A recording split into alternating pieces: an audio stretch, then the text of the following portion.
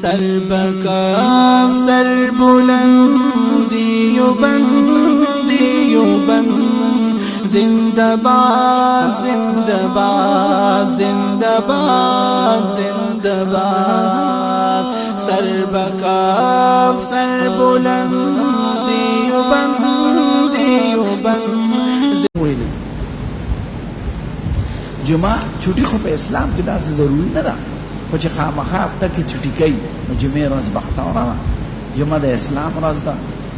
مانځه ته خلک تیاری وکړي چې بانګ وشي نو بیا عشیره ورسه بند شي قرآن شریف کې آیات نو دغه چھٹی خو ضروري ده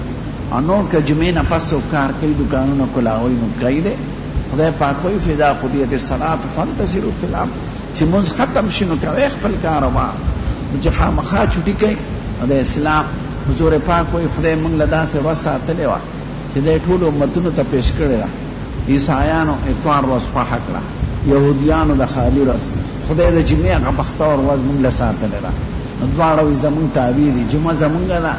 سال د خالي د یهودو ده بله د عیسایانو دې ملک کې پخوا د جمعې ورځ چھټي وه په اسلامي حکومت چې انګریزان رالل انګریزان د خپلې ورځې دومره اهمیت کوي چې په موږ یې اتوار کړه نو بیا د علماء په کوشش د بټو په زمانه کې جمعه شو نو بیا دا زناور چې راغی د بیا د انګریزانو په خوشحالۍ کې اتوار کړ یا زناور انګریزان خو ستا جمعه نه کوي او ته د هغې اتوار کوې په ټولو انګریزانو کې د اتوار ورځ اسرائیل په مخ د ځمکې یو ملک دی هغې خالي ورځې چوټي کوي نه اقتصاد خراب دی نه د چا پروا لري زړه ژبه عبراني هغې راجمدی کړه او هغې سرکاري ژبه کړه زمونږ هر څه د انګریزانو دي ژبه هم د انګریزانو ده چوټي هم د انګریزانو ده ولاړه ناسته هم د انګریزانو ده د ودونو دعوتنامې اوس په انګریزۍ کې دي مو ختم شو نو چې څوک په خپل تهذیب په خپل مذهب په خپل معاشره فخر نه کوي او غیرت پکې نه دا قوم ختم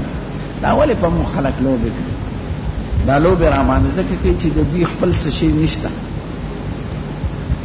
یو افغانستان کې پښتو ده په ایران کې فارسی ده چین کې چینی ده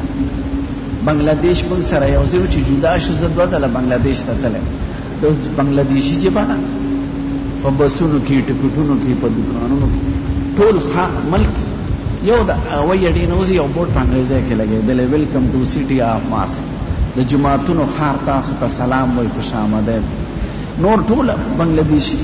په مدارسو کې هندوستان کې سنسکرت دی دیم حیثیت انگریزی ته ورکړه مونږ وفد کې تللي هندوستان استقبال ته راغلي وو باندا مشران ګاډي ته نو ټول په خپله ژبه کې استقبال نه راته په انګریزۍ کې کوم نه راته په اردو کې کوم مونږ مخه شان د انګریزانو په لمن کې پراته یو دا قوم دا ولې خوار نو خپله ژبه خپله کړې نه ده خپله ورځ یې خپله کړې نه ده خپله معاشره کړې نه ده حضرت عثمان سے دغه وخت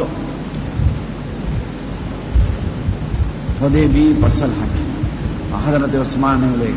هغه طرف ته کافرانو دی خوا مسلمانانو حضرت عثمان لنګ مال او لنګ اوچت مخکې ولا زر خپل راغلل عمر صاحب ته ویل ته لاړ شه بیا صاحب زه خو خارجه نه یم یا به مې څوک وجلي یا به چا وجلی حضرت عثمان ولیږه ځکه د کافرانو مشران د ده خپلو ټول ناغي ورته وی دلته دا لنګ د ډیو چت کړی دی دلته به در پورې خلک خاندي لنګ ښکته که ګیټو ته ورسوه هغوی به وی نه حضور پاک اوچت کړی دی زه د کافرانو د وجې نه لنګ اوچت یو صحابي تللی یو بادشاه هغه په دا کې کرسۍ ایښې وې د سرو زرو په کرسۍ کېناسته د خیال نو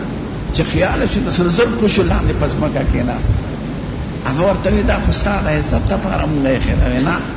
پسرو استعمال حضور پاک بند کړی ما خو په خطه یو صحابي د حذیفه ابن یمان انګریزانو عیسایانو سره یو جرګه وه نو د شاګرد د ده نه نوړی پرېوته ډوډۍ خوړه په مزه یې راواخېسته خبره ډکي بکي تلر که ویې خوړه شاګرد ورته وي قربان دا خلک به مونږ پورې خاندي وي خاندي د خپل کار دی کوي زه د حضور پاک طریقه د چا د وجه نه پرېښودی نه شم نو زمونږ حاکمان چې دا ته رښتیا وایي دوی په انګریزانو کې ورننوتي دي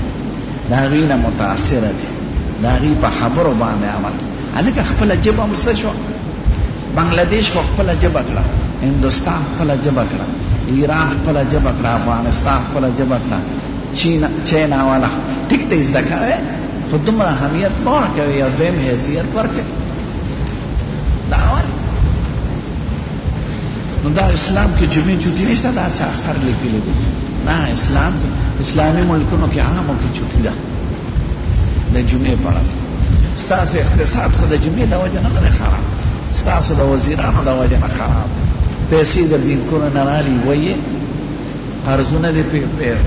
کمیشنونه دي، نو اقتصاد خو د جمعې د وجې نه دی خراب. په اتوار کې هم څه اقتصاد ښه دی،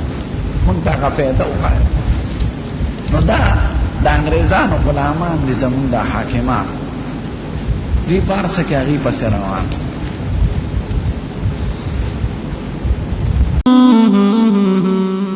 سر بکاف سر بلند